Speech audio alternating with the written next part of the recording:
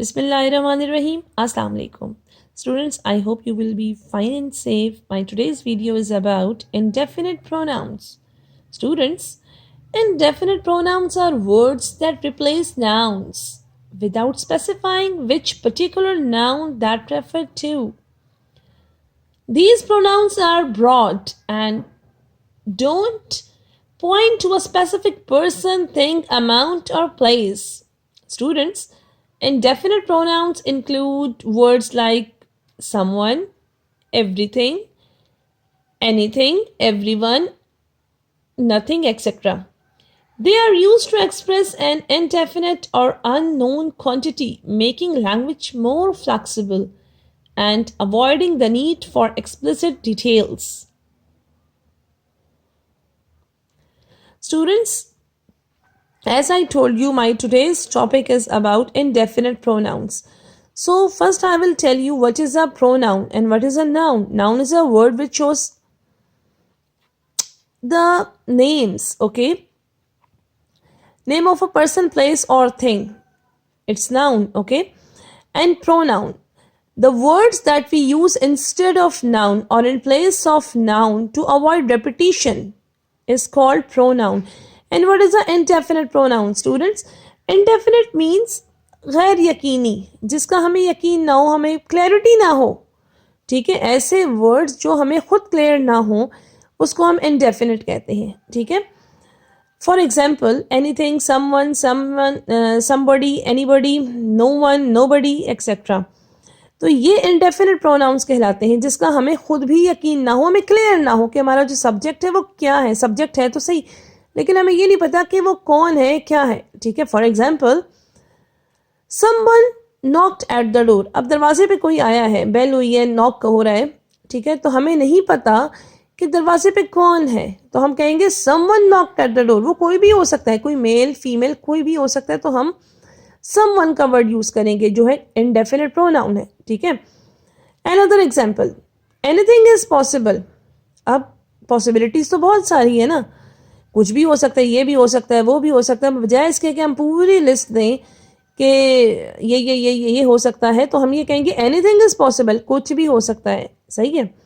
आगे चलते हैं. नो वन ट्रस्ट यू, कोई तुम पे ट्रस्ट नहीं करता. अब ये नहीं हम लिस्ट देंगे कि फलां भी नहीं करता, ये भी नहीं करता, वो भी नहीं करता, बस नो वन ट्रस्ट यू, कोई भी नहीं करता. समथिंग इज मिसिंग, कोई चीज़ है जो मिसिंग है. अब यहाँ पे हम बजाय इसके कि हम पूरी लिस्ट दें, बताते फिर डिटेल्स दें, तो हम ये कह देते हैं something is missing. Nobody likes to be ignored, ठीक है? Nobody likes to be ignored. तो यहाँ पे नोबडी बजाय इसके कि हम पूरी डिटेल में जाएं, तो हम nobody likes to be ignored लिखेंगे या बोलेंगे. Next example is everything is for you, हर चीज़ आपके लिए है. अब इसमें हम कोई भी चीज़ हो सकती है, कोई खाने की चीज़ हो सकती है, टेबल पे बहुत सारी चीज़ें हैं, आपके पास गेस्ट आए हुए हैं तो आपने बहुत सारा एहतमाम किया है, उनके लिए बहुत सारी चीज़ें बनाई. हम कहेंगे ये भी खाओ, वो भी खाओ, ये भी लो, वो भी लो, तो हम ये कहेंगे एवरीथिंग इज़ फॉर यू, हर चीज़ आपके लिए, आप सब कुछ खाओ भाई, ठीक है? बजाय इसके कि डिटेल में जाएं, लिस्ट दें, उनको फलां चीज़ों के नाम लें, तो आप इसी तरह से कहेंगे. तो देखिए, इनडेफिनिट प्रोनाउन वो होता है जिसमें हमें खुद क्लियर ना हो, सब्जेक्ट हमें क्लियर ना हो कि क्या है, कौन है, तो इसके लिए हम इनडेफिनिट प्रोनाउन यूज़ करते हैं, ठीक है? नाउन क्या है? Noun is the name of person, place और thing. All the naming words are called noun. और प्रोनाउन क्या है? जो कि हम नाउन की जगह इस्तेमाल करते हैं to avoid the repetition. Repetition को अवॉइड करने के लिए कि एक चीज़ बार बार रिपीट हो रही है, बार बार हम उसका बोल रहे हैं, लिख रहे हैं, तो उसको अवॉइड करने के लिए हम प्रोनाउन यूज़ करते हैं. और इनडेफिनिट प्रोनाउन क्या है? जो कि हमें क्लियर ना हो, खुद भी हमें क्लैरिटी ना हो. फॉर एग्जाम्पल, आप ट्रेन में ट्रेवल कर रहे हो, ठीक है? आपका पर्स कोई चुरा लेता है या आपका मोबाइल कोई चुरा लेता है, आपको नहीं पता, तो आप क्या कहोगे?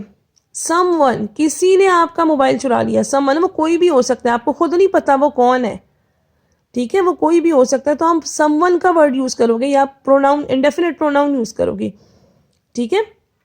अब आपका कोई बैग से पेन ले लेता है, ठीक है? तो अब उसके लिए क्या यूज़ करोगे? समवन, किसी ने आपका पेन ले लिया, ठीक है? तो स्टूडेंट्स, एक और बात याद रखें, ये जो होते हैं ना समवन और या somebody, nobody, no one, one आए या बडी आए, ठीक है? तो ये याद रखिए. वैसे तो ये अब बज़ाहिर तो लग रहा है कि इसमें प्लूरल है, लेकिन जब आप इसके साथ हेल्पिंग वर्ब यूज़ करोगे ना तो वो सिंगुलर का करोगे, ठीक है। नो वन, अब देखिए नो वन ट्रस्ट्स यू, तो मैंने एस यूज़ किया है ना, एस ऐड किया है वर्ब की फर्स्ट फॉर्म के साथ। तो याद रखो कि आपने इसमें इसको एज अ सिंगुलर यूज़ करना है, ठीक है। अब देखिए, अब जिस तरह देखिए everything is for you, everything में तो आप ये समझोगे ना कि हर चीज़, ठीक है, वो प्लूरल लग रहा है आपको, लेकिन जब आप हेल्पिंग वर्ब यूज़ करोगे तो इसको एज अ सिंगुलर यूज़ करोगे, देखोगे, ठीक है, कंसिडर करोगे तो आपने हेल्पिंग वर्ब सिंगुलर का यूज़ करना है। अब देखो यहाँ पे आप कि एवरीथिंग इज फॉर यू, अब मैंने एवरीथिंग आर फॉर यू नहीं लिखा, ठीक है। Nobody likes to be ignored, likes इसको एज अ सिंगुलर यूज़ किया है मैंने, वर्ब की फर्स्ट फॉर्म के साथ एस या यस आप लगाएंगे, ठीक है, या फिर आप इसके साथ हेल्पिंग वर्ब सिंगुलर का यूज़ करेंगे, ठीक है। अब देखिए नो वन ट्रस्ट्स यू, ये देखें एक एग्जाम्पल ये है, एनीथिंग इज पॉसिबल, ठीक है, हेल्पिंग वर्ब आप क्या करोगे, सिंगुलर का यूज़ करोगे, सही है। अच्छा, तो क्या समझ आई आपको आज की वीडियो में कि what are the indefinite pronouns? Indefinite pronouns are words that replace nouns without specifying which particular noun they refer to. These pronouns are broad and don't point to a specific person, thing, amount, or example, as you can see in these examples, okay? Indefinite pronouns include words like someone, everything, anyone, someone, no one, etc. And nothing. They are used to express an indefinite or unknown quantity, making language more flexible and avoiding the need for explicit details. I hope you will like this video. Thank you so much for watching, and don't forget to like, subscribe, and share.